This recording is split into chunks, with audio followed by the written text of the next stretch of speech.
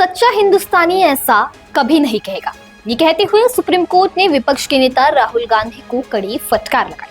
दरअसल भारतीय सेना पर कथित टिप्पणी को लेकर राहुल गांधी के खिलाफ मानहानि मामले में सुप्रीम कोर्ट का फैसला आ गया है।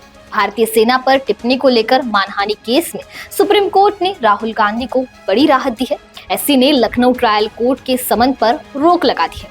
हालांकि सुप्रीम कोर्ट ने राहुल गांधी को कड़ी फटकार भी लगाई। आखिर ये पूरा मामला क्या है और सुप्रीम कोर्ट ने राहुल गांधी को कही वो 5 बड़ी बातें क्या है, जानेंगे इस वीडियो के जरिए। नमस्कार, मैं दिशा हटवार और आप देखना शुरू कर चुके हैं नवभारत लाइव। सुप्रीम कोर्ट ने विपक्ष के नेता राहुल गांधी के खिलाफ 2020 में चीन के साथ हुए गलवान घाटी संघर्ष के संदर्भ में भारतीय सेना के बारे में की गई उनकी टिप्पणियों को लेकर सख्त टिप्पणियां की है।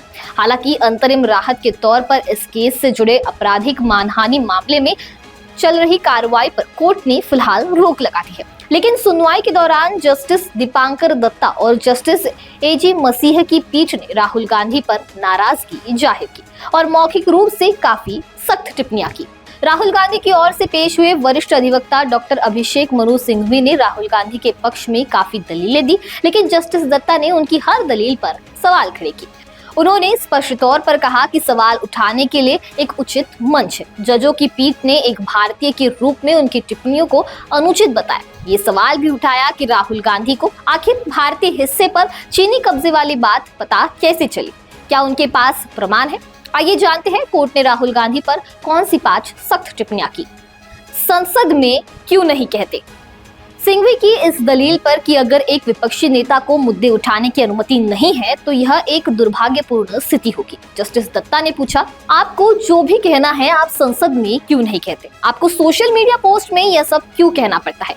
सिंघवी ने कहा था कि अगर वह प्रेस में प्रकाशित होने वाली इन बातों को नहीं कह सकते तो वह विपक्ष के नेता नहीं हो सकते। इसी बात पर कोर्ट ने सख्त टिप्पणी की। कैसे पता चला चीन का कब्जा है। राहुल गांधी की टिप्पणियों पर अधिक नाराजगी व्यक्त करते हुए जस्टिस दत्ता ने पूछा, डॉक्टर सिंघवी को बताया कि आपको कैसे पता चला कि 2000 वर्ग किलोमीटर भारतीय क्षेत्र पर चीनियों का कब्जा हो गया था। क्या आप वहां मौजूद थे?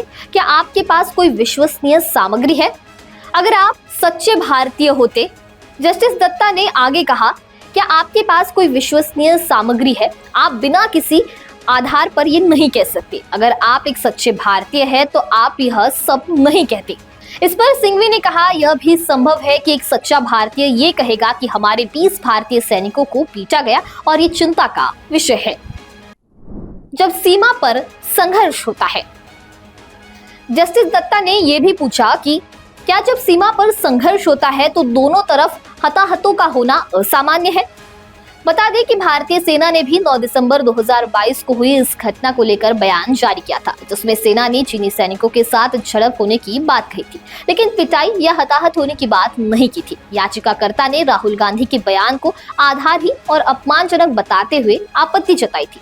सिंघवी ने कहा कि गांधी केवल उचित खुलासे और जानकारी को दबाने के बारे में चिंता जता रहे थे, लेकिन जस्टिस दत्ता ने कहा कि सवाल उठाने के लिए एक उचित मंच है।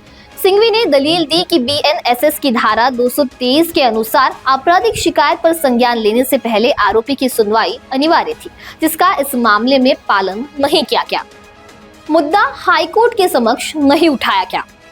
हालांकि जस्टिस दत्ता ने बताया कि धारा 223 का ये मुद्दा हाईकोर्ट के समक्ष नहीं उठाया गया था। सिंघवी ने स्वीकार किया कि इस बिंदु को उठाने में चूक हुई थी। सुप्रीम कोर्ट की पीठ इस बिंदु पर विचार करने के लिए सहमत हुई और राहुल गांधी की विशेष अनुमति याचिका पर नोटिस जारी किया गया। इस नोटिस में इलाहाबाद हाईकोर्ट के उस फैसले को चुनौती दी गई थी जिसमें कार्यवाही को रद्द करने से इनकार कर दिया गया था। फिलहाल 3 सप्ताह की अवधि के लिए अंतरिम रोक लगा दी गई है। बता दें कि अपनी 2023 की भारत जोड़ो यात्रा के दौरान कांग्रेस नेता ने दावा किया कि एक पूर्व सेना अधिकारी ने उन्हें बताया था कि चीन ने 2000 वर्ग किलोमीटर भारतीय क्षेत्र पर कब्जा कर लिया है। इसी टिप्पणी पर मानहानि के मुकदमे को चुनौती देने वाली राहुल गांधी की याचिका पर सुनवाई करते हुए सुप्रीम कोर्ट ने फटकार लगाई। अब इस बारे में आपकी क्या राय है, हमें कमेंट सेक्शन में जरूर बताइए। वीडियो पसंद आया होगा तो इसे लाइक और शेयर करना ना भूलें और ऐसे ही तमाम अपडेट से जुड़े रहने के लिए बने रहे नवभारत लाइव के साथ।